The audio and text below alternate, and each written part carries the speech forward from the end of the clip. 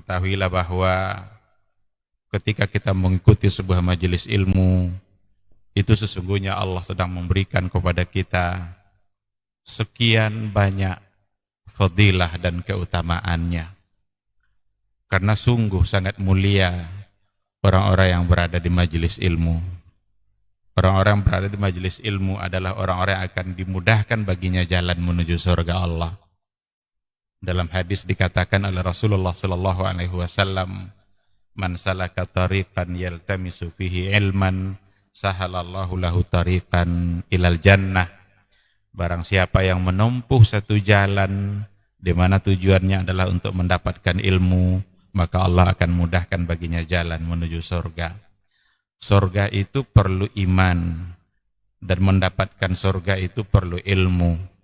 Maka di majelis ilmulah kita bisa menumbuhkan iman kita, dan di majelis ilmulah kita bisa mendapatkan ilmu pengetahuan. Maka sering-seringlah menghadiri majelis yang bisa menambah iman kita dan juga bisa menambah ilmu, agar surga Allah itu benar-benar semakin dekat dengan kita bersama.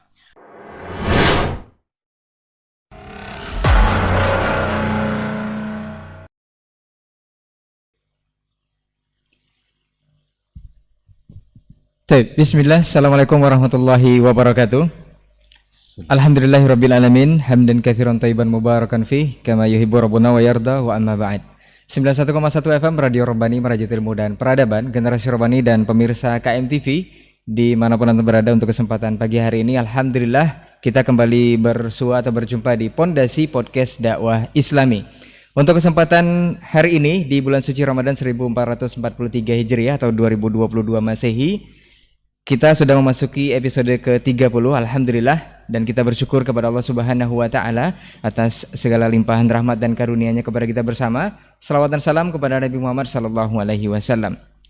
Generasi Rabbani dan pemirsa KMTV, di pagi hari ini kita sudah bersama guru kita Ustaz Dr. Helmi Basri LCM Hafizahullah taala, dan kita akan membahas sebuah judul atau tema yang berkaitan erat dengan momen bulan suci Ramadan 1443 Hijriah, yaitu Surat Cinta Tak Terbaca. Nah, ini seperti apa dan bagaimana, nanti lebih kurang selama 1 jam ke depan kita akan berbincang atau membahas bersama guru kita Ustaz Dr. Helmi Basri LCM Hafizahullah taala. Assalamualaikum Ustaz. Waalaikumsalam warahmatullahi wabarakatuh. Khair Ustaz ya? Alhamdulillah. Alhamdulillah. Baik Ustaz, jazakallah khair untuk kehadirannya Ustaz. Iya. Kita akan berbincang sebuah tema yang ini penting sekali sebenarnya Ustaz, sebagai petunjuk, pedoman dan juga arahan kita dalam kehidupan.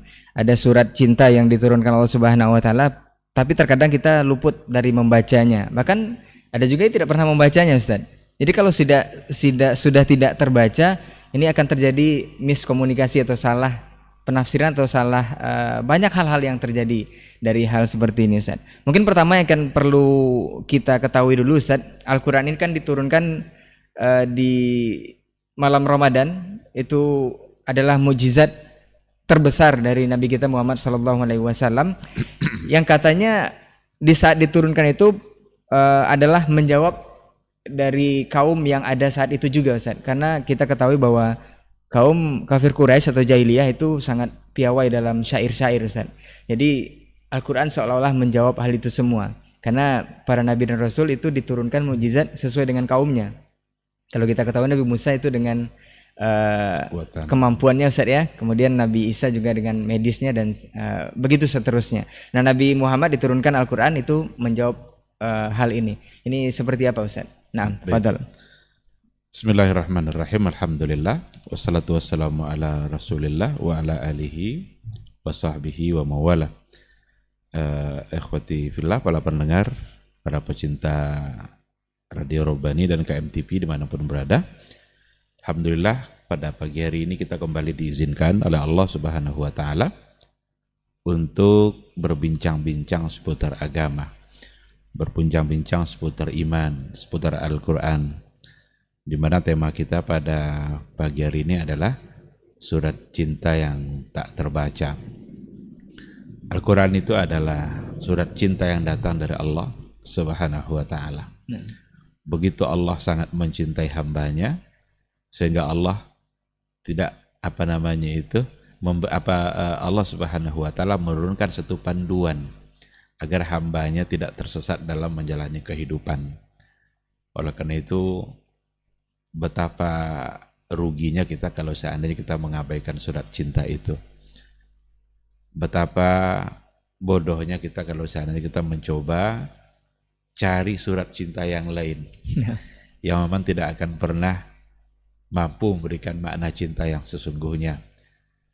Tetapi apa yang ada dalam Al-Quranul Karim adalah bukti dari cinta Allah kepada hambanya, karena Allah tidak menginginkan hamba itu tersesat dalam perjalanan, sehingga diberikan panduan. Panduan itu dibutuhkan oleh semua orang saat menuju satu tempat. Sekarang kita di dunia sebagai seorang musafir menuju satu tempat yang abadi, yaitu akhirat, maka perlu ada panduan, perlu ada rambu-rambunya. Kapan kita belok kanan, kapan kita belok kiri, kapan ada tanjakan di depan sehingga kita akan berhati-hati. Itu semua adalah bagian dari rambu-rambu yang semua diatur dalam Al-Quranul Karim. Terkait dengan mukjizat terbesar yang dimiliki oleh Rasulullah SAW adalah Al-Quran. Dan satu-satunya mukjizat yang masih tersisa sampai hari ini juga adalah Al-Quran. Mukjizat itu secara sederhana adalah sesuatu yang melemahkan semua orang ketika ditantang untuk mendatangkannya. Nah, itu yang mukjizat. Dan semua rasul itu diberikan mukjizat sebagai bukti kenabian bahwa mereka adalah manusia yang diutus oleh Allah untuk membawa risalah. Maka perlu ada penguat-penguat ketika umatnya menentang.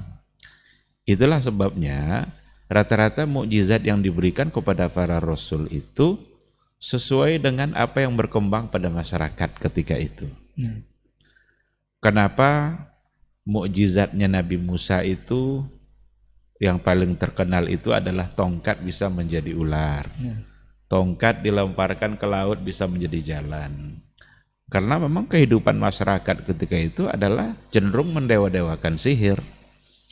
Bahkan Nabi Musa, Fir'aun sendiri mengandalkan sihir dalam perjalanan kekuasaan dia. Kalau ada masalah, tukang sihir itu yang dipanggilnya. Nah, ternyata Nabi Musa bisa melakukan sesuatu di atas kemampuan tukang sihir itu. Tapi hampir mirip-mirip juga bentuknya gitu. Cuma ini bukan sihir. Yang mereka sihir, yang dari Musa, Nabi Musa itu mukjizat yang diberikan oleh Allah Subhanahu wa ta'ala. Kenapa Nabi Musa itu diantara mukjizatnya adalah di bagian medis gitu ya, kemampuan dia untuk mengobati. Karena memang banyak penyakit masyarakat, penyakit yang berkembang di masyarakat terkait dengan itu. Kenapa di antara mukjizat Nabi Yusuf itu adalah mentakwilkan mimpi? Itu mukjizat Nabi Yusuf. Karena memang ada mimpi-mimpi yang akan perlu untuk dibuktikan, ditakwilkan, dan ternyata terbukti. Gitu. Jadi mukjizat itu rata-rata adalah sesuai dengan apa yang berkembang pada masyarakat ketika itu. Lalu untuk Nabi Muhammad SAW, mukjizat yang terbesarnya adalah Al-Quran. Rangkaian bahasa Arab dengan tingkat sastra yang paling tinggi disebut dengan Al-Lughatus Samiyah. Kenapa demikian? Karena memang orang-orang jahiliyah dulu mengagung-agungkan syair dan memuliakan para penyair. Bahkan semakin mereka mampu untuk menyampaikan bait-bait syair, penggalan-penggalan syair yang mengagumkan, itu membuat mereka semakin terpandang dan mulia. Tapi ternyata Al-Quran diturunkan oleh Allah Subhanahu wa ta'ala melalui Jibril kepada Nabi Muhammad yang ternyata dia adalah ummi. Rasul tidak ahli penyair, bahkan Rasul tidak ahli dalam tulis baca. Tapi yang keluar dari lisannya Rasulullah SAW itu adalah ayat-ayat bahasa-bahasa yang melebihi semua syair-syair Arab itu. Bahkan mereka terkagum-kagum dengan apa yang disampaikan oleh Nabi Muhammad. Padahal dia bukan sebagai seorang tukang sihir. Yang dengan cara itu Ada dengan cara itu bisa menjadi wasilah untuk mendapatkan hidayah.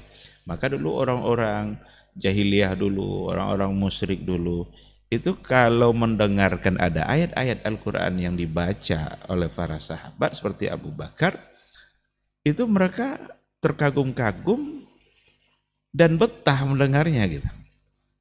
Kan Abu Bakar itu kan seperti itu. Kalau dia sudah mulai membacakan ayat-ayat yang diturunkan oleh Nabi, itu para wanitanya, para anak-anaknya berkumpul itu mengelilingi Abu Bakar sekedar hanya untuk mendengarkan bacaan ayat Al-Quran. Sampai akhirnya Abu Bakar melalui seorang tokoh Quraisy, Ibnu Daginnah, kira-kira begitu, yang memberikan perlindungan kepada Abu Bakar, bilang sama Abu Bakar itu, kata orang Quraisy, dia jangan baca ayat Al-Quran di depan orang ramai. Kalau dia mau baca ayat, mau beribadah, beribadahlah dalam rumahnya saja. Saking Takutnya orang itu akan terpengaruh nanti dengan bacaan ayat yang disampaikan oleh itu Abu karena Bakar. mereka paham bahwa mereka kan ahli syair, Ustaz ya. Jadi mereka paham itu bukan syair biasa. Bukan syair biasa. Jadi Masya Allah. Iya. Karena yang menyampaikan juga bukan ahli syair. Nabi tidak pernah dikenal di kalangan jahiliyah itu sebagai di kalangan orang-orang masyarakat jahiliyah sebagai ahli syair. Tidak. Nabi itu paling terkenal al-aminnya, kan sebutan al-aminnya, dia sebagai seorang yang amanah. Amanah dalam kata, amanah dalam perbuatan gitu kan. Nah, akhirnya Abu Bakar pun udah enggak apa-apa, saya di rumah aja katanya. Ketika Abu Bakar pindah ke rumahnya, justru orang-orang Quraisy ini pun, wanitanya, anak-anaknya berbondong-bondong pula ke rumah Abu Bakar. Tetap saja tujuannya adalah untuk menikmati indahnya lantunan ayat-ayat Al-Quran yang memang jauh melebihi sastra syair-syair Arab yang biasa diucapkan oleh mereka. Nah, jadi Al-Quran itu adalah mukjizat terbesar yang dimiliki oleh Rasulullah, yang diberikan kepada Rasulullah SAW, karena memang Nabi akan menghadapi satu kaum yang membangga-banggakan atau yang menempatkan persoalan syair ini pada tempat yang paling tinggi. Ternyata Rasul bisa menyampaikan kata-kata yang lebih, yang mengalahkan syair-syair Arab, padahal Nabi bukanlah sebagai seorang yang ahli dalam bersyair. Nah, jadi itu salah satu cara. Bahkan mereka ketika mendengarkan ada ayat-ayat yang dimulai dengan huruf al-ahruf al-mutaqati'ah, itu huruf yang terpotong-potong itu, alif lam mim, alif lam ra. Itu bingung atau cuman? Artinya mereka tidak pernah sebelumnya dalam syair mereka membuat hal-hal yang seperti itu. Nah, sekarang Nabi mulai dengan cara yang oleh mereka itu luar biasa, kagum gitu. Ada itu bukti bahwa Al-Quran itu benar-benar datang dari Allah Subhanahu wa Ta'ala. Al-Quran itu adalah kalam Allah, bukan kalamnya Nabi Muhammad Sallallahu Alaihi Wasallam, juga bukan kalamnya Jibril. Jadi jangan pernah menganggap nanti Quran itu kalamnya Jibril atau kalamnya Nabi Muhammad. Enggak. Seperti yang diapa oleh sebagian orang kan. Bahkan ada yang mengatakan Al-Quran itu adalah intaj tsaqafi, itu produk budaya. Ini bahasa-bahasa yang harus diwaspadai. Kita temukan dalam buku-buku berbahasa Arab yang datang dari tokoh-tokoh liberal. Mereka mengatakan intaj tsaqafi, produk budaya. Itu sangat tidak bisa diterima. Sekira seperti itu. Baik Ustaz, berarti panduan kita ini atau surat cinta dari Allah Subhanahu wa Ta'ala ini memang sangat luar biasa, karena memang datang dari yang serba maha untuk syair sendiri. Orang Arab waktu itu yang ahli syair sendiri merasa terkagum saja. Bahkan mungkin ada yang beriman setelah mendengar itu saja. Banyak. Dan ada juga yang orang-orang yang mendengarkan apa tadi itu, bacaan-bacaan dari para sahabat tadi, banyak yang mengagumi dan kemudian menerima. Dari situ datangnya hidayah gitu.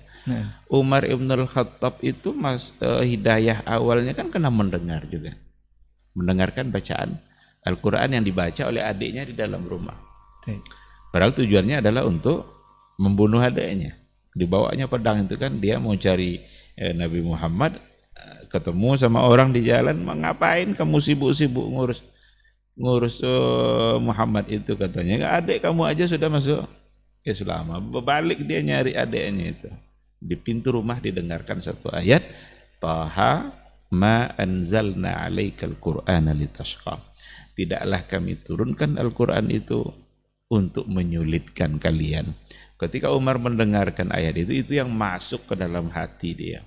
Dan ternyata itu adalah awal dari hidayah untuk kemudian dia mengucapkan kalimat syahadatain di hadapan Rasulullah sallallahu alaihi wasallam. Maka mendengarkan Al-Qur'an itu saja itu bisa menjadi wasilah untuk mendapatkan hidayah. Mendengarkan Al-Qur'an itu saja jiwa kita, karena jiwa ini kan milik Allah. Badan kita ini milik Allah semuanya. Akal pikiran kita itu semua adalah milik Allah. Jadi ketika ia mendengarkan kalam Allah, dia bisa tunduk, bisa menjadi wasilah untuk mendapatkan hidayah. Baik, Ustaz, berkaitan dengan momen kita Ustaz untuk bulan suci Ramadan ini Ustaz. Karena kita memang sedang menjalani hari-hari di bulan suci Ramadan. Mudah-mudahan kita bisa berburu berkah setiap hari Ustaz ya. Berkaitan dengan momen bulan suci Ramadan ini, katanya memang Al-Quran diturunkan di bulan suci Ramadan. Syahrul Ramadan allazi unzila fihil Quran hudal linnasi wa bayyinatin minal huda wal furqan. Nah, ada yang mengatakan bahwa Al-Quran itu persis di tanggal 17 Ramadan diturunkan Ustaz. Apakah ini dalam bentuk plek mushaf yang turun dari langit atau memang potongan ayat yang berangsur-angsur melalui malaikat Jibril yang disampaikan kepada Nabi Muhammad? Ini seperti apa? Karena ada juga yang mengatakan jumlah ayat yang ada dalam Al-Quran yang 6.666 itu dinisbatkan kepada angka keramat yang oleh orang-orang penganut kepercayaan itu adalah angka satanik Ustaz, atau kepercayaan yang menyembah setan. Ini seperti apa Ustaz? Nah, ya pertama seputar nuzul Quran dulu, turunnya Al-Quranul Karim. Itu kalau kita baca dalam ulumul Quran diberikan penjelasan oleh para ulama tentang nuzulul Quran.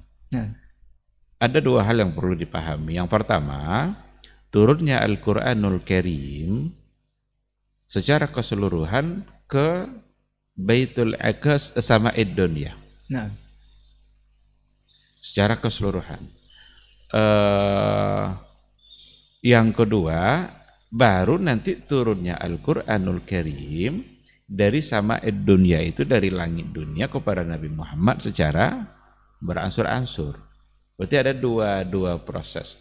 Ada yang secara keseluruhan, kemudian ada yang secara berangsur-angsur, di mana dulu dimulai dengan turunnya Iqra. Turunnya 5 ayat pertama surat Al-Alaq itu, Iqra bismi rabbikal ladzi khalaq, khalaqal insana min 'alaq. Terus 5 ayat pertama yang diturunkan oleh Allah Subhanahu wa taala. Tapi dalam catatan sejarah kayaknya sedikit yang mengatakan bahwa turunnya di 17 Ramadan. Rata-rata mengatakan itu adalah pada 10 terakhir. Dan itulah nanti akan disebut sebagai malam Lailatul Qadar. Kalau dalam bukunya Dr. Mahdi Rizqullah ketika ia bicara tentang sirah nabawiyah fi dawi al-kitab wa sunnah, itu dia mengatakan yang pertama turun kepada Nabi Muhammad Iqra itu di dalam bulan Ramadan dan di tanggal 21. Tanggal 21. Oleh karena itu ada sebagian yang mengatakan 17, tapi itu memerlukan ada landasan dan catatan-catatan sejarah untuk penguatnya. Apa pendukungnya, apa data pendukungnya gitu. Cuma memang yang paling terkenal di kita adalah 17 Ramadan.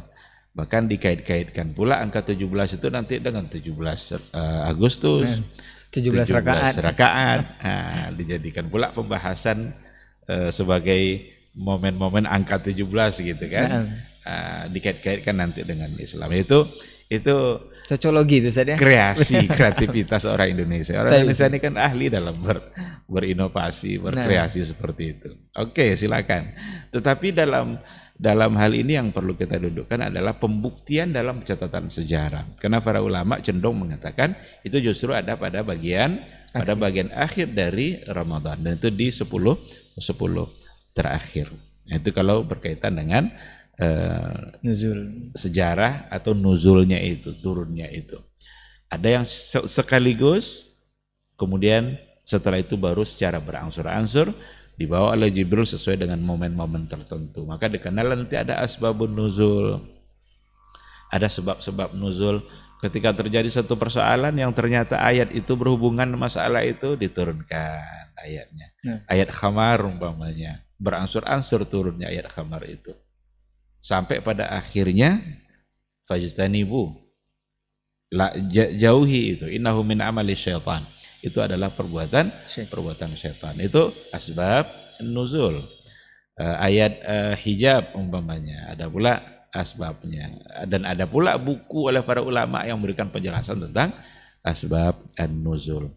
Terkait dengan angka 6.666 itu, ternyata tidak persis seperti itu angkanya. Nah, ada yang bilang 6.236 kira-kira. Nah, Entah itu untuk memudahkan menghafalnya atau bagaimana. yang 666 Yang ini. 666 tadi itu. Tapi kalau dihitung betul semuanya ternyata tidak segitu. Tapi ada penyebab membuat para ulama itu wajar dalam menentukan, berbeda dalam menentukan jumlah ayat tadi itu. Nah, Di antaranya adalah persoalan wakaf yang ada pada Al-Quranul Karim. Apakah wakaf itu untuk menunjukkan akhir dari ayat sehingga ayat berikutnya adalah ayat baru, ataukah wakaf di situ tidak menunjukkan akhir ayat untuk kemudian ayatnya masih bersambung. Nah, sehingga kalau seperti itu maka berbeda jumlahnya nanti. nah. Ketika yang satu mengatakan wakaf ini adalah akhir ayat dan ini adalah awal dari ayat baru, tentu jumlahnya tidak akan sama lagi. Kalau sampai berkali-kali seperti itu, maka akan berbeda nanti. Nah. Sedangkan dalam Al-Fatihah saja semua ulama sepakat untuk menunjukkan atau untuk mengatakan bahwa Al-Fatihah itu 7 ayat. Karena as-sab'ul mathani, 7 ayat diulang-ulang. 7 ayat yang diulang-ulang. Tetapi yang 7 ayat itu yang mana? Sekarang Bismillahirrahmanirrahim itu ayat atau tidak? Kalau kita tengok mushaf, ada di antara mushaf Bismillahirrahmanirrahim 1. Berarti ayat 1, berarti Bismillah adalah ayat 1. ayat, sehingga tinggal 6 ayat. Nah. Tetapi mengatakan Bismillahirrahmanirrahim sebagai ayat dari Al-Fatihah itu tidak sepakat. Kalau seandainya dikatakan sebagai ayat Al-Fatihah, berarti sama hukum membacanya dan Alhamdulillah yang harus nyaring. Tapi kenapa Nabi sendiri lebih sering untuk membaca Bismillah secara sir? Nah. Nah, itu saja sudah berbeda. Jadi kalau ini tidak dikatakan ayat, yang mana yang 7 tadi?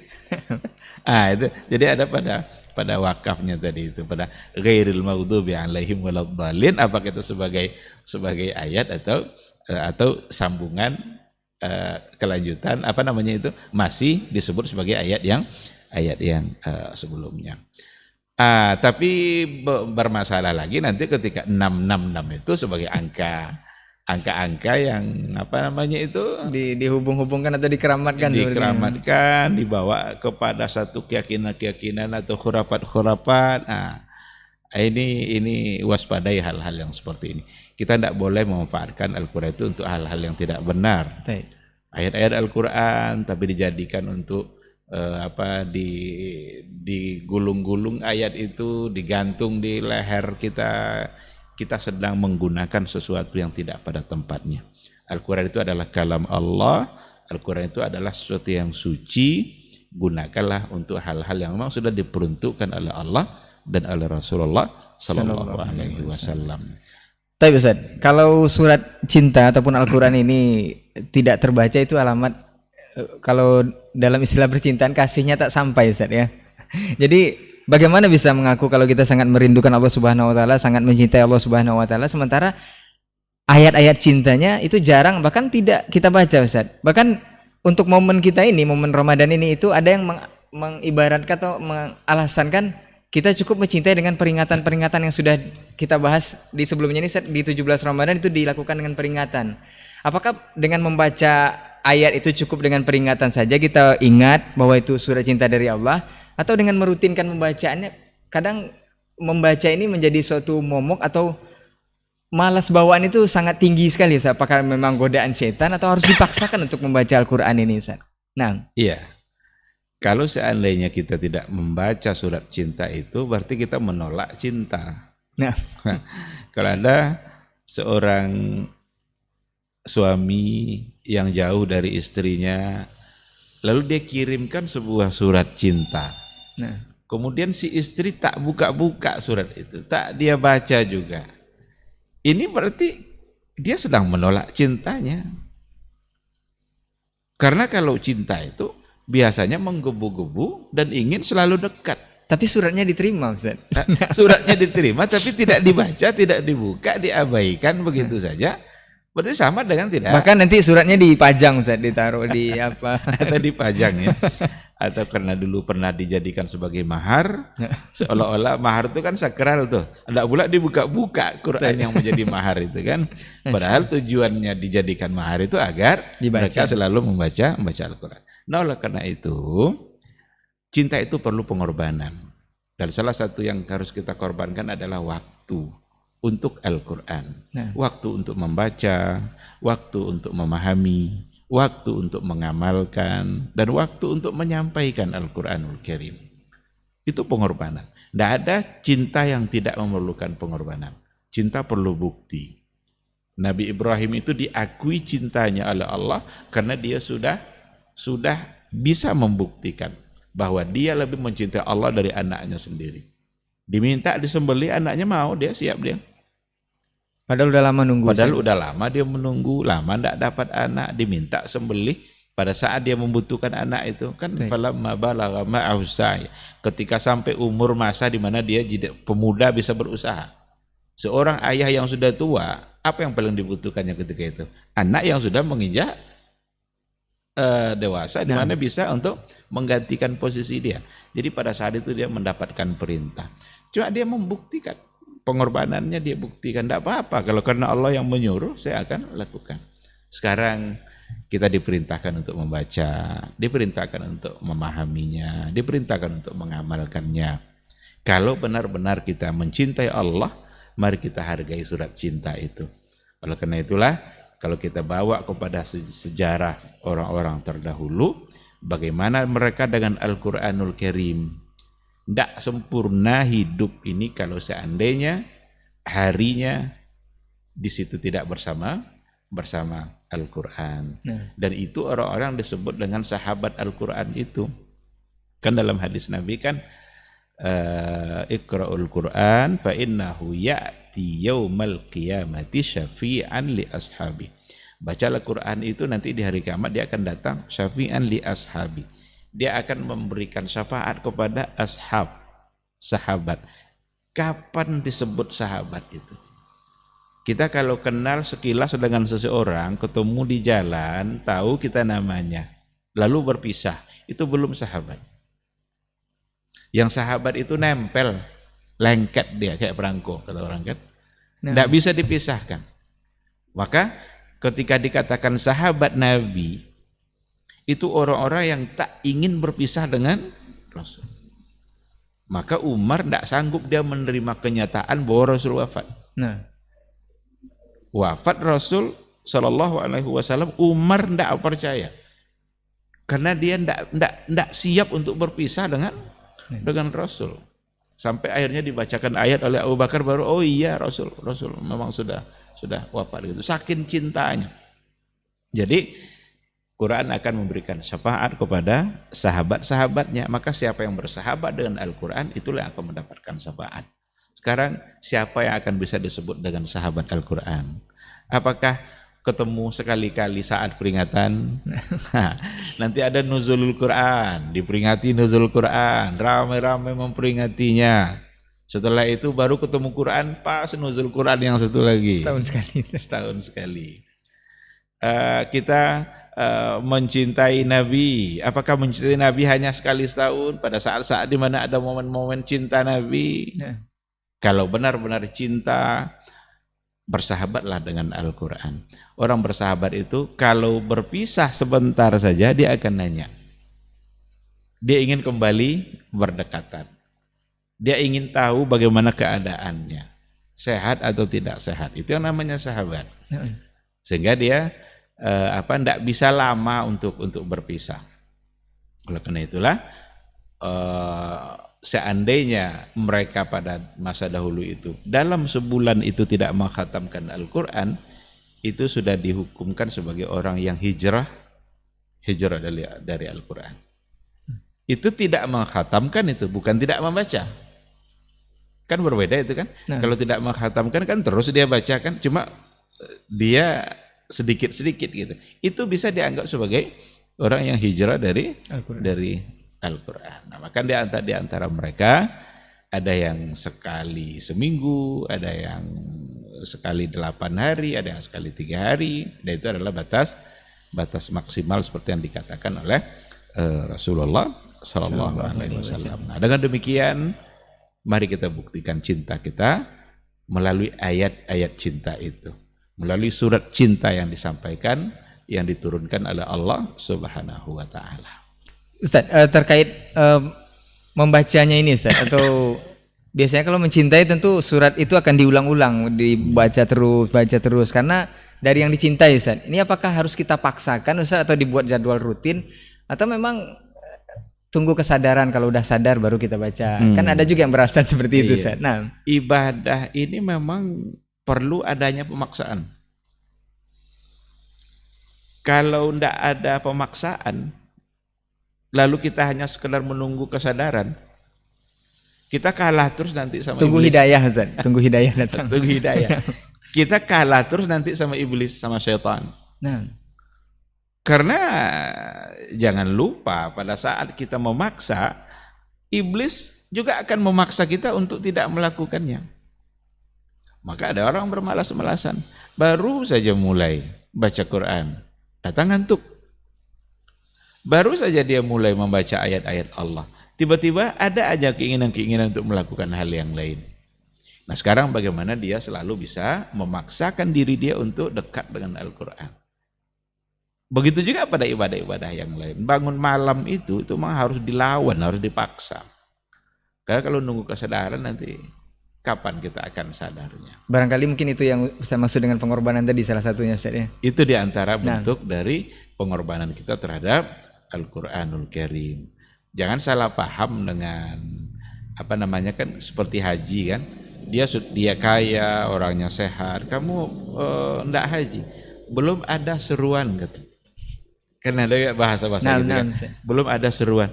Emang dia nunggu Jibril menyuruh dia untuk naik haji? Ketika diberikan oleh Allah dia uang, kemudian badannya sehat, semua persyaratan ada pada dia, itu sesungguhnya adalah seruan. Nah, sekarang ketika di depan dia ada peluang yang begitu besar, umpamanya sekarang jam berapa nih? Jam 8.40. Dia duduk-duduk aja, dia tidak mengerjakan kerja-kerja yang lain, waktunya lapang. Bukankah itu sesungguhnya peluang yang sedang diberikan oleh Allah untuk Al-Quran? Nah, karena ada saatnya nanti ketika kita mau baca, memang kita tidak bisa. Karena ada satu hal, ada satu alasan. Kita sudah mulai baca Quran, tiba-tiba ada tamu datang, Assalamualaikum. Tidak mungkin kita teruskan bacaan kita. Tentu kita akan menjawab salamnya, lalu kita tengok siapa itu yang datang. Nah, oleh karena itu, ketika ada waktu luang, waktu kosong, di mana kita tidak berbuat apa-apa, mungkin kita juga tidak sibuk dan urusan dunia kita, manfaatkan untuk baca Quran. Karena ada saatnya nanti di mana waktu kita memang sulit untuk bersama Al-Quran. Karena Allah juga tidak menuntut kita bahwa 24 jam itu harus membaca terus. Iya, kalau dia sebagai seorang yang hafiz, sebagai orang yang hafal Quran, bisa dia melakukan itu. Tapi orang-orang yang tidak hafal kan mau ambil Quran dulu kan. nah, Tengok dulu ya, kalau tidak apa yang mau dibaca. Tidak ada yang mau dibaca kan. baik. Oleh karena itu sebenarnya perintah hafal itu tidak ada secara langsung kan. menghafal lafaz gitu kan. Yang ada Iqra Ustaz ya. Membaca, karena di situ include hafal sebenarnya, karena dulu kan tidak ada mushaf kan. Kalau dulu tidak ada mushaf, lalu diperintahkan untuk membaca. Bagaimana caranya? Ya dari hafalan. Oleh karena itu kan sering kita ditanya juga itu kan, ada tidak perintah langsung bahwa kita harus menjadi hafiz menghafal ayat-ayat Allah? Karena Iqra di situ sebenarnya include dalamnya perintah untuk menghafal, karena mushaf belum ada ketika itu. Mushaf kan ada setelah Rasul wafat kan, pada masa Abu Bakar awalnya kan. Jadi gitu, wallahu subhanahu. Taib. Ini berikutnya Ustaz, mengenai surat cinta kita ini Ustaz, atau kitab suci kita Al-Quran. Apa yang membuat Al-Quran atau surat cinta kita ini istimewa dan berbeda dari surat-surat cinta Allah sebelumnya kepada umat-umat sebelumnya atau kitab-kitab Allah sebelumnya Ustaz? Karena ada yang mengatakan surat cinta kita ini atau Al-Quran ini selain berisi janji-janji Allah terhadap pahala-pahala yang berlipat ganda jika mengamalkan dari ajaran atau syariatnya, juga ada ancaman-ancaman dan azab Ustaz. Kenapa surat cinta berisi azab Ustaz? Itu pedih sekali katanya. Ini seperti apa klarifikasinya Ustaz? Iya. Disepakati oleh para ulama akan kelebihan Al-Quran dibanding kitab-kitab yang lain. Dan di antara yang membuat kelebihan itu adalah universalitas Al-Quran. Komprehensif. Universalitas isi, komprehensif, dan universalitas penerapan. Dan itu hanya ada pada Al-Quranul Karim. Berbeda dengan kitab-kitab samawi yang sebelumnya. Dia tidak bersifat universal, baik secara isi maupun secara penerapan. Maka kitab-kitab pada masa dahulu, kitab-kitab samawi, Taurat, Injil, Zabur, itu hanya berlaku untuk umat Nabi itu saja. Berarti tidak berlaku pada umat yang lain. Injil yang diturunkan kepada Nabi Isa hanya berlaku untuk umat Nasrani. Taurat yang diturunkan kepada Nabi Musa berlaku hanya untuk Yahudi. Zabur yang diturunkan kepada Nabi Daud juga hanya untuk umatnya. Dan semua Rasul itu ada suhufnya. Cuma tidak semua suhuf itu yang disebutkan dalam Al-Quran. Nabi Ibrahim ada suhufnya. Kan inna hadza la fi suhufil ula suhufi Ibrahim wa Musa. Berarti Nabi Ibrahim dia punya suhuf. Suhuf itu lembaran-lembaran yang di dalamnya ada firman Allah Subhanahu wa taala. Bahkan disebut suhuf lembaran ya berarti sangat terbatas kan. Nabi Ibrahim itu punya dan semua rasul punya karena dia membawa syariat. Syariat yang diturunkan oleh Allah berarti ada panduan mereka. Hanya saja apa yang diturunkan kepada Nabi sebelumnya hanya berlaku terbatas untuk dia saja. Sementara Al-Quranul Karim berlaku untuk semua umat. Bahkan Rasul bilang begini, seandainya Musa hari ini hidup, seandainya Nabi Musa hari ini hidup, maka dia akan mengikuti syariat saya. Kalau Nabi Musa saja seperti itu, apalagi Nabi Khidir. Kan gitu. Kan ada pula orang yang membangga-banggakan Nabi Khidir, dia berguru pada Nabi Khidir. Emang yang dipelajarinya apa? Seandainya dia ngaku-ngaku mempelajari sesuatu yang tidak diajarkan Nabi, wajib ditolak. Karena yang berlaku hanya syariat Nabi Muhammad yang ada dalam Al-Quran. Bahkan nanti ketika Isa alaihissalam pun diturunkan oleh Allah kembali di akhir zaman, dia tidak menerapkan syariat yang dulu diajarkannya kepada kaumnya, tetapi adalah menyampaikan apa yang memperkuat apa yang disampaikan oleh Rasulullah sallallahu alaihi wasallam. Baik Ustaz. Ini sebenarnya tadi sudah dijawab di awal Ustaz. Cuman ini perlu penjelasan lebih rinci lagi Ustaz. Karena ada kaum sekarang ini yang mengatakan perlukah keotentikan Al-Quran itu perlu diteliti katanya Ustaz. Karena Al-Quran itu diklaim itu adalah buatan Nabi Muhammad atau karangan atau imajinasi Nabi Muhammad SAW, tidak relevan dengan zaman apalagi kondisi kita saat ini. Kemudian dengan alasan juga ada yang menyerukan kita kembali kepada Al-Quran dan Sunnah Ustaz. Kenapa harus kembali kepada Al-Quran dan Sunnah? Kita kan tidak meninggalkan Al-Quran dan Sunnah katanya Ustaz. Maksud kembali ini seperti apa? Mungkin antum saja yang meninggalkan Al-Quran dan Sunnah. Ini seperti apa Ustaz? Nah, ya. ungkapan-ungkapan seperti itu kita harus mengecek kembali otentisitas Al-Quran. Itu hanya datang dari orang-orang yang tidak mengerti. Orang-orang yang barangkali mungkin juga dia memusuhi Islam. Al-Quran itu dari segi subut, itu semua sudah qat'i. Maka ada istilah qat'iyus subut. Nah, Qat'iyus subut itu keberadaan Al-Quranul Karim itu semua sudah pasti. Apanya yang mau dikaji ulang? Apakah dengan mengkaji ulang itu akan ada ayat-ayat yang dieliminir atau ada ayat-ayat yang barangkali disortir, diamandemen mungkin. Ini harus dirubah ini. Kata kafir ini tidak boleh lagi ada ini. Karena sekarang sudah nggak sesuai lagi momennya. Sekarang orang sudah menjaga kebersamaan atas nama manusia. Ini tidak bisa. Itu upaya seperti itu hanya keinginan-keinginan hawa nafsu yang akan berujung pada penyesalan dan kehinaan. Karena dia sedang berhadapan dengan sesuatu yang sudah dijamin oleh Allah Subhanahu wa taala. Maka ini juga salah satu dari penyebab kelebihan Quran dibandingkan kitab-kitab samawi yang lain itu adalah jaminan penjagaan yang datang dari Allah. Kitab samawi yang lain tidak ada jaminan dari Allah. Taurat, Injil, Zabur, tidak ada jaminan Allah akan menjaga keasliannya. Maka sekarang Injil pun ada persi-persinya. nah, Entah persi yang manakah yang di bawah Isa itu, jangan-jangan sudah tidak ada lagi gitu.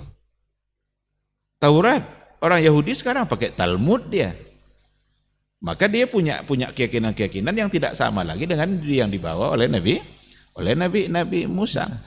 Kok bisa itu terjadi? Memang tidak ada jaminan dari Allah. Sementara Al-Quranul Karim, inna nahnu nazzalna dzikra wa inna lahu lahafizun. Kami yang menurunkan Al-Quran, kami pula yang menjaganya. Maka keaslian Al-Quran itu terpelihara, terjaga sampai hari ini dan sampai hari kiamat nanti. Allah yang menjamin. Setiap kali ada orang yang mencoba untuk merubah-rubah ayat akan ketahuan. Ada aja cara Allah untuk memberitahukan kepada masyarakat. Dulu pernah beredar Al-Quran yang cetakannya itu lembarannya berubah-ubah. nah, Entah sengaja entah tidak, mudah-mudahan tidak sengaja. Tapi ditarik langsung, percetakan mengatakan itu salah cetak. Ya bisa aja mereka ngaku-ngaku salah cetak. Dan mudah-mudahan memang kena salah cetak. Salah, bukan kena ada unsur kesengajaan. Tapi Allah beritahu langsung. Karena di dunia ini tidak ada kitab yang dibaca oleh orang sebanyak Al-Quran. Bahkan dihafal.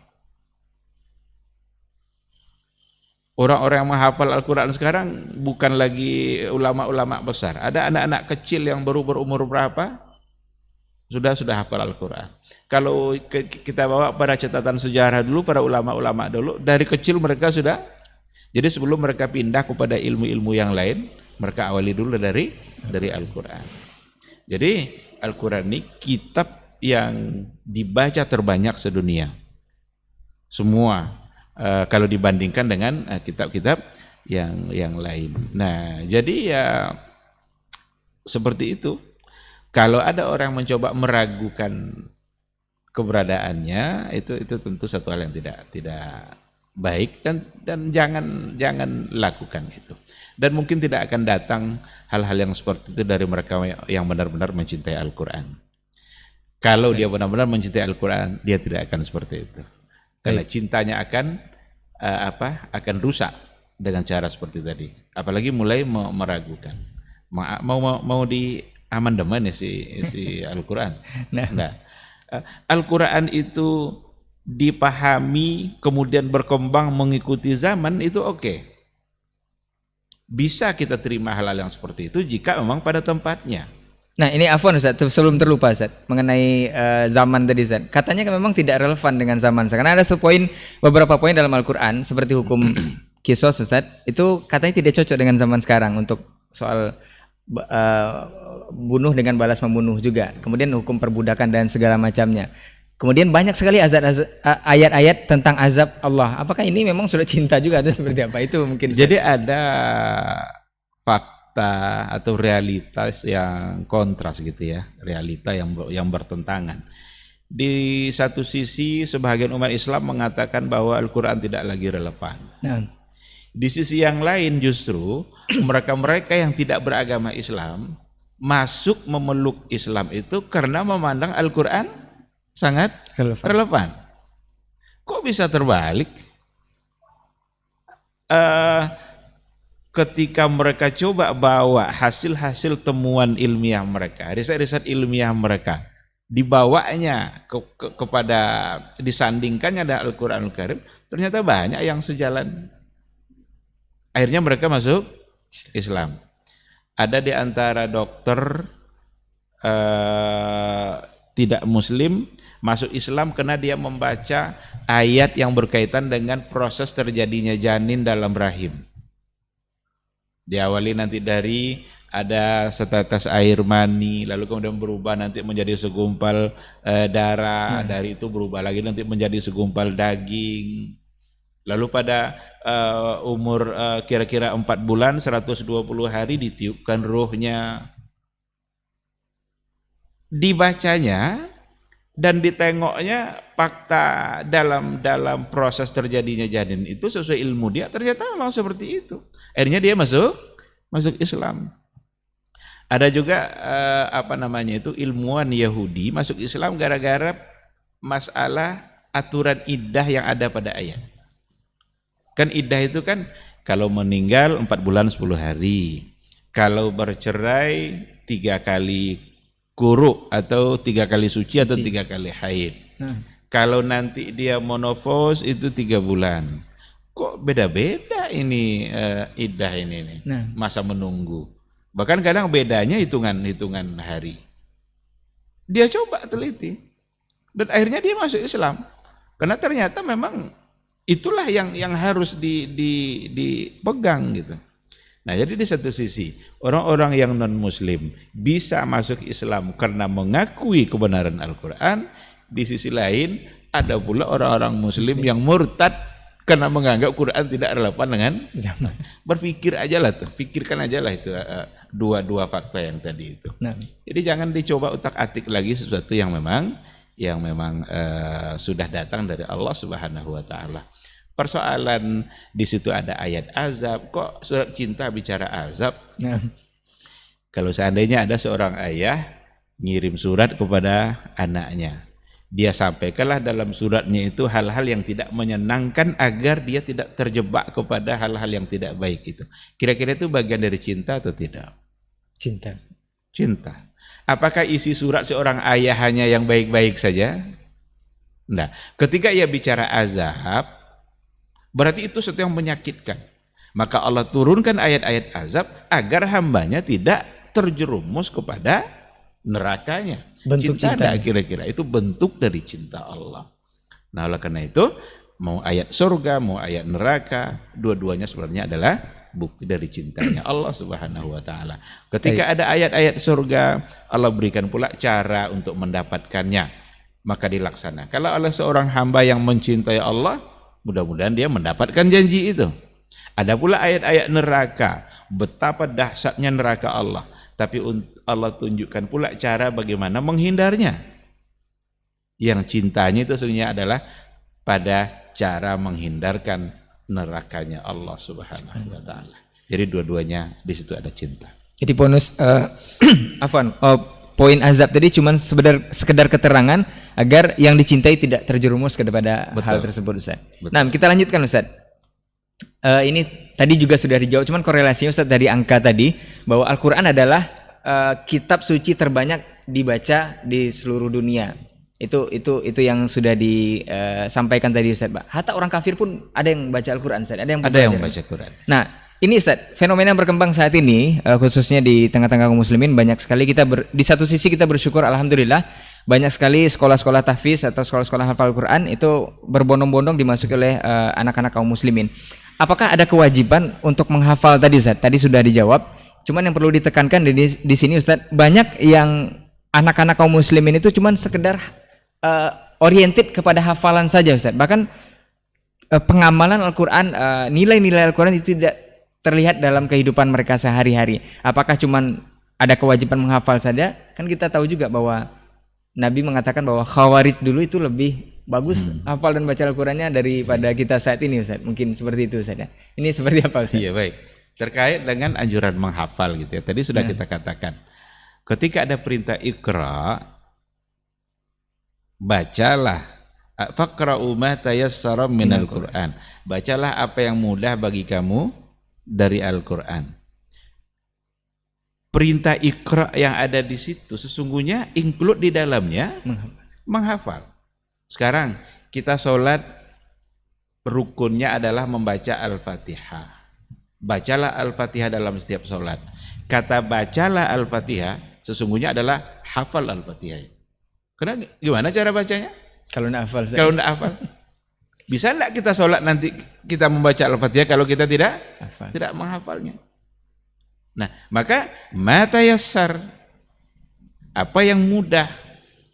Apa yang mudah di situ berarti ada sisi-sisi yang perlu kita pahami juga. Apakah semua kita wajib menghafal seluruh Al-Quran atau tidak? Kalau mampu semuanya, alhamdulillah.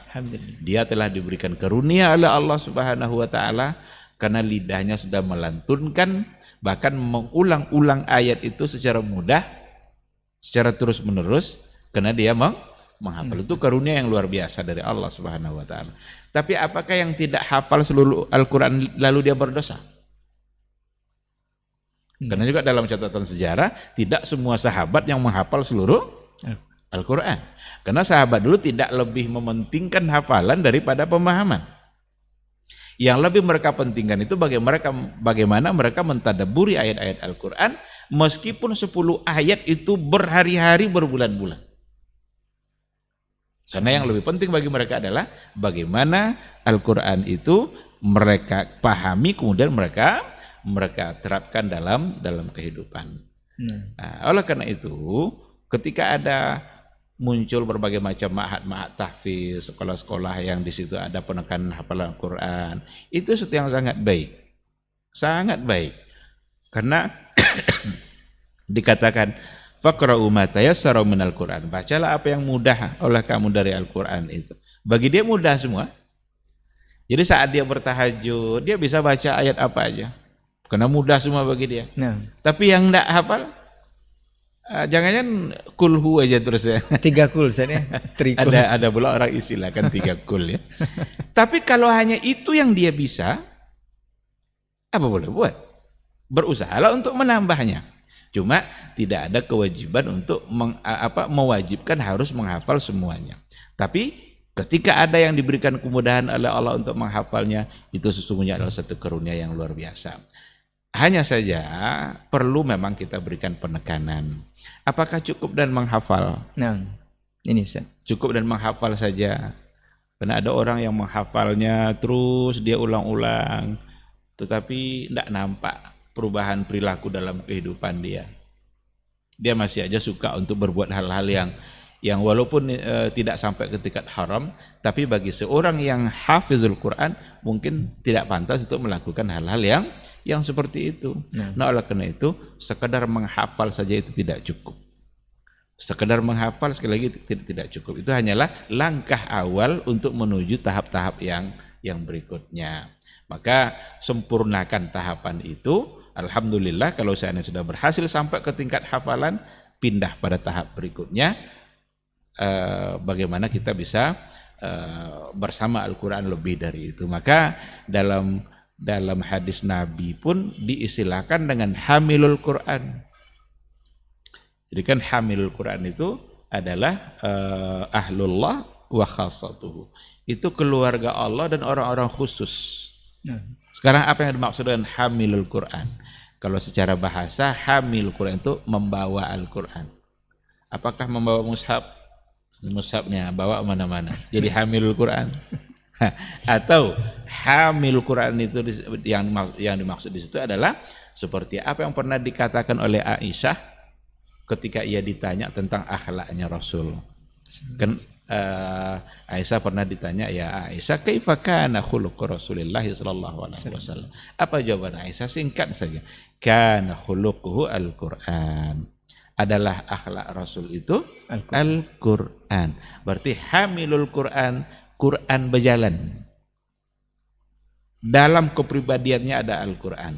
Lidahnya berucap sesuai dengan yang diinginkan Al-Qur'an. Matanya memandang sesuai dengan yang diinginkan oleh Al-Qur'an. Hatinya yang mencintai sesuai dengan Al-Qur'an. Jadi badannya ini di semuanya nih, di dalamnya ada penerapan-penerapan Al-Qur'an. Itu yang dimaksud dengan hamilul Qur'an. Sekarang ada orang yang tidak hafal semua Al-Qur'an, tapi dia berupaya untuk mengamalkan isi-isi Al-Qur'an, tapi dia tidak hafal, bisa sebagai hamilul Qur'an. Ada orang yang hafal Qur'an, tetapi perilakunya tidak sama, berarti bukan hamilul Qur'an. Jadi seperti itu.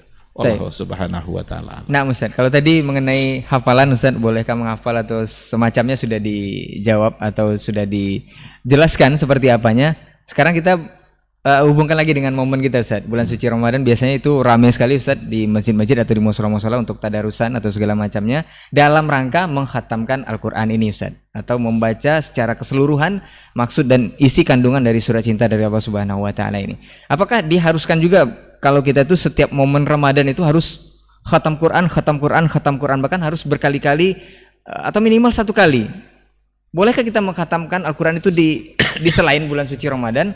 Atau berdosakah jika sampai akhir hayat itu tidak pernah khatam Al-Quran Ustaz? Ini seperti apa Ustaz? Iya. Imam Malik rahimahullah dalam catatan sejarahnya memang kalau sudah mulai memasuki Ramadan, dia akan tinggalkan itu semua kajian-kajian yang lain itu, kajian sirah, kajian apa, fikih.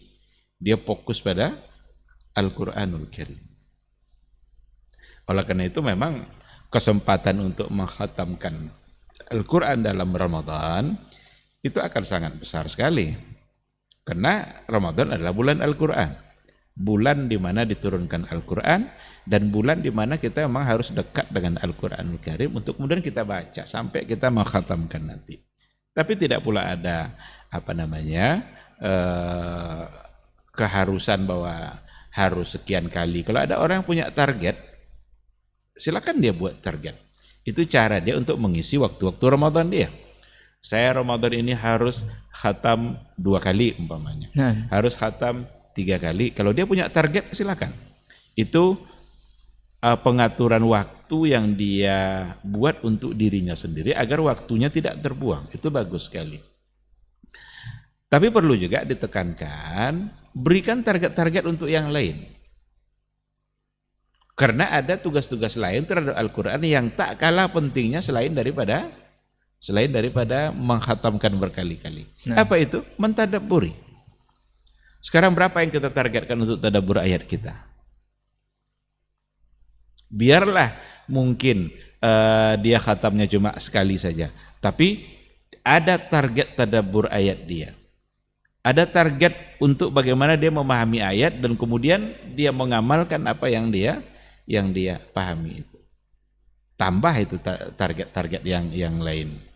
Sehingga dia tidak hanya pada membacanya saja. Ada pada yang lain. Jangan sampai satu target ini membuat dia lupa dengan target-target yang lain. Oleh karena itu tidak mesti nanti yang kita pikirkan selalu membaca. Sekarang dari sholat duha kita, umpamanya jam 8 sampai jam 9 saya akan membaca Al-Quran. Tapi setelah jam 9 saya tidak lagi membaca dalam artian target khatam tadi itu, tapi saya akan coba mencari atau mempelajarinya apa yang ada di dalam ayat yang tadi saya baca. Berarti itu punya target lain. Padahal dia bisa lagi dia membaca teruskan sehingga target bacaannya bisa tambah, bisa tercapai berkali-kali. Nah, tapi perlu disempurnakan target-target yang lain.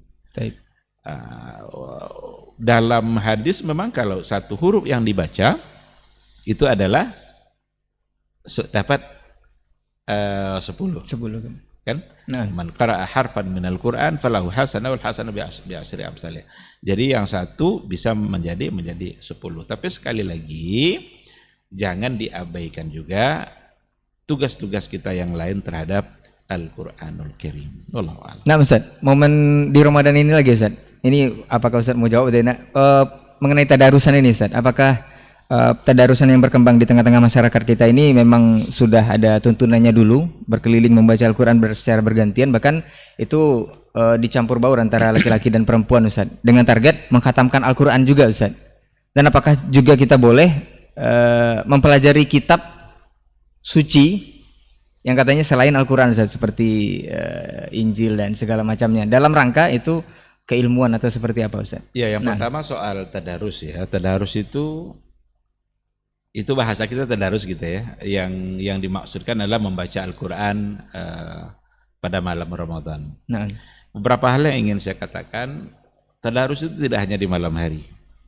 Kalau mau membaca Al-Qur'an. Tapi mau di siang hari, mau di sore hari, mau di malam hari, kita punya waktu untuk membaca.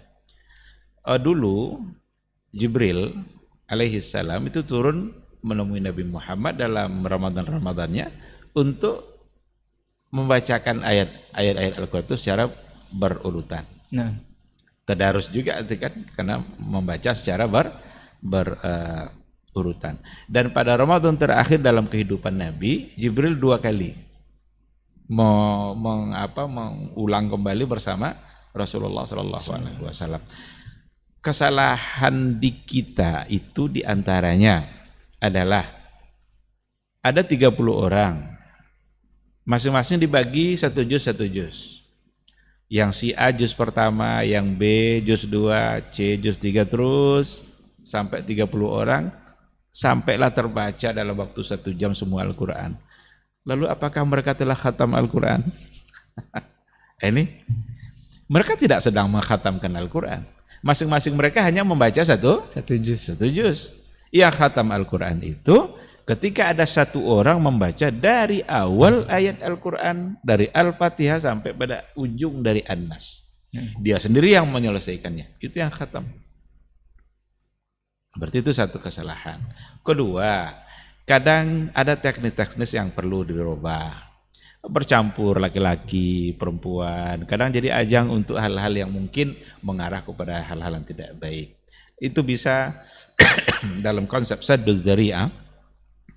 Sadduz dzari'ah itu kan salah satu dari sumber hukum. Dalam kajian usul fikih itu dibahas oleh para ulama. Haza mamnu' saddan lidzari'ah. Sering bahasa-bahasa itu. Ini terlarang saddan lidzari'ah. Padahal bisa saja hukum asalnya mungkin ada yang dibolehkan, tapi karena itu menggiring kepada hal yang salah, maka itu menjadi tidak dibolehkan. Yang tadi itu cenderung disebut seperti itu. Nanti selesai mereka tadarus, pulang dari masjid, dua-duaan, ngobrol-ngobrol, atau bercanda dengan candaan yang tidak sepantasnya di dalam masjid. ya. Nah, itu bisa terjadi karena ada sarana menuju ke situ. Jadi kalau sarana ini menuju ke situ, yang ini harus dilarang. Oleh karena itu, sebaiknya untuk tidak dilakukan. Perhatikan baik-baik, jangan sempat gara-gara kita ingin beramal mendapatkan pahala, tapi justru yang kita dapatkan adalah dosa. Nah, oleh karena itu, lakukanlah secara sederhana. Nabi dulu beribadah sangat sederhana sekali. Sahabat beribadah sangat sederhana sekali. Kadang kita yang mencoba untuk membuat cara-cara yang itu ternyata bisa mendatangkan sesuatu yang tidak baik bagi kehidupan kita. Dan bahkan merepotkan kita sendiri Ustaz ya. Terkait dengan yang ada tadi itu, bagaimana dengan Mempelajari. kita juga mempelajari kitab Taurat. Untuk apa kita pelajari? Dulu Umar Ibn Al-Khattab itu pernah membawa lembaran Taurat. Dibawanya ada Nabi, ditutupnya. Berarti dia sudah merasa bersalah juga kan? Rasul bilang sama Umar, ya Umar, itu apa itu? Ini Taurat ya Rasulullah. Tidak boleh sama Nabi. Tidak boleh sama Nabi ketika itu. Jangan. Ketika didatangkan Al-Quran itu adalah nasikhun lima qablahu. Itu menghapus semua kitab-kitab yang sebelumnya. Cukup dari Al-Quran. Maka kalau tujuannya adalah untuk mengambil sesuatu dan nanti dibandingkan dengan Al-Quran, ya nggak perlu buat apa. Tapi untuk studi-studi barangkali ada orang yang melakukan studi tentang Injil umpamanya. Bagaimana pandangan Injil tentang satu persoalan ini, lalu dia baca, itu silahkan saja. Artinya bukan untuk menandingkannya, membuat dengan Al-Quran Al-Karim, membuat dia menjadi bertanding gitu, enggak. Karena enggak perlu. Al-Quran pasti menang. Baik. Itu sudah jaminan dari Allah Subhanahu wa ta'ala. Baik, Masya Allah Ustaz. Hampir lebih kurang 1 jam Ustaz. Tapi sebelum terakhir mungkin sebelum kita tutup ada poin terakhir Ustaz. Barangkali arahan atau nasihat untuk kita semua ini Ustaz mengenai surat cinta kita ini yang mudah-mudahan terbaca selalu, jangan sampai tidak terbaca. Kita robah temanya nanti. Nasihat Ustaz untuk yang baca Al-Quran di momen-momen tertentu saja Ustaz. Kalau kita runut secara keumuman di Indonesia atau di negeri kita tercinta ini, ada beberapa poin yang notabene-nya itu Al-Quran dibaca saat itu. Yang pertama sekali mungkin saat kematian Ustaz. Yang kedua sumpah jabatan, kemudian pas nikah, kemudian kalau terkena gangguan jin dan setan. Ini nasihat Ustaz, mohon Ustaz, agar momen ini tidak terulang lagi atau tidak di momen itu saja kita membaca Al-Quran. Nah Ustaz. Iya, Al-Quran itu kitabul haya wa kitabul ahya. Kitabul hayat, kitab bagi kehidupan kita. Dan kehidupan kita itu berlangsung terus, tidak hanya pada momen-momen tertentu. Kehidupan kita tidak hanya pada momen saat mau menikah, atau pada momen musim-musim tertentu, atau pada saat ada keluarga yang mati, kemudian dekat-dekat dengan Al-Quran. Ya. Seminggu itu merotal terus di rumahnya ketika ada entah ayahnya atau ibunya atau saudaranya meninggal, seminggu merotal terus. Habis itu berubah. Berarti menggunakan Al-Quran tidak sebagai kitabul haya, kitab bagi kehidupan kita, panduan bagi kehidupan kita. Wa kitabul ahya, kitab bagi orang yang hidup. Jadi panduan bagi kehidupan dan panduan bagi orang yang hidup. Bukan panduan bagi orang yang mati. Orang yang mati sudah tidak perlu lagi panduan. Dia sudah mengakhiri kehidupan dia. Mereka perlu kita doakan. Mereka justru sangat mengharapkan doa dari umat Islam, khususnya dari anak-anak mereka. Nah, oleh karena itu, langkah yang harus kita lakukan, kita bereskan hati kita. Karena orang yang hatinya bersih, la yashba' minal Qur'an. Tidak akan pernah merasa cukup, merasa kenyang dengan Al-Quran. Orang-orang yang apabila hatinya bersih, tidak akan pernah merasa puas dengan Al-Quran. Tapi kalau cepat dia merasa puas, malas dia membacanya, ada persoalan hati yang bermasalah di sini. Kita buangkan penyakit-penyakit hati kita. Bersihkan semua itu. Karena Al-Quran juga adalah sebagai syifa'un lima fis sudur.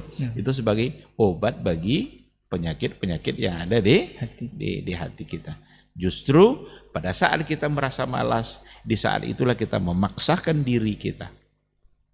Karena malas itu bisa saja bisikan-bisikan setan. Gak usah lah baca-baca, ngapain baca-baca itu. Mending nonton sinetron. Mending baca WA, mending baca Facebook. Daripada Quran. Pas mau baca datang ngantuk. Saat itulah kita mencoba untuk melawan terus. Karena setan itu kalau kita lawan terus, dia tidak akan berkutik. Setan itu lemah. Inna kaidah syaitani kana dha'ifa. Tipu daya setan itu sungguh sangat lemah bagi orang-orang beriman. Bagi orang-orang beriman. Berarti orang-orang yang hatinya dekat dengan Allah sangat lemah sekali. Berarti kuatkan hati kita, maka setan akan merasa lemah. Dan dia sekedar menggoda gitu aja. Lewat itu dia tidak akan bisa lagi. Umpamanya kalau kita baca terus lalu dipukul-pukulnya kita dari belakang. Enggak akan bisa dia. Atau kita baca terus diambilnya gelas ditumpahkannya air di Quran kita. Enggak akan bisa setan melakukan itu. Dia hanya menggoda, merayu, membujuk rayu. Tapi itulah ternyata yang bagi hamba Allah terpedaya dengan godaannya itu. Maka lawan terus, ikhlaskan diri, niatkan semata-mata mencari ridha Allah. Apalagi sekarang kita berada pada bulan yang mulia, bulan Al-Quran, bulan di mana kita memang harus dekat dengan Al-Quranul Karim. Kalau seandainya dalam Ramadan ini kita tidak dekat dengan Al-Quran, di luar Ramadan barangkali kita akan lebih sulit lagi untuk dekat dengan Al-Quran. Semoga Allah Subhanahu wa Ta'ala selalu membimbing kita untuk tetap taat dan selalu dekat dengan Al-Quran, baik segi membaca maupun segi mengamalkannya ataupun segi menyampaikannya kepada masyarakat secara luas. Taib. Allah Subhanahu wa Ta'ala. Taib, jazakallah khairan Ustaz untuk ilmu dan juga nasihatnya serta perbincangan kita di kesempatan pagi hari ini. Mudah-mudahan apa yang sudah kita bahas mengenai surat cinta tak terbaca, selanjutnya akan kita robah mungkin surat cinta yang selalu harusnya dibaca sebagai pedoman dan panduan dalam kehidupan kita, insyaallah. Ini juga nasihat untuk seluruh kita, khususnya kita yang membahas hari ini Ustaz, nasihat bagi kita pribadi dan mudah-mudahan untuk nasihat juga untuk seluruh kaum muslimin hendaknya. Afwan untuk semua salah kata dan khilaf bicara. Jazakumullah khairan untuk perhatian antum semua. Kita tutup dengan doa kafaratul majlis. Subhanakallahumma wa bihamdika asyhadu an la ilaha illa anta astaghfiruka wa atubu ilaik. Wassalamualaikum warahmatullahi wabarakatuh. Waalaikumsalam.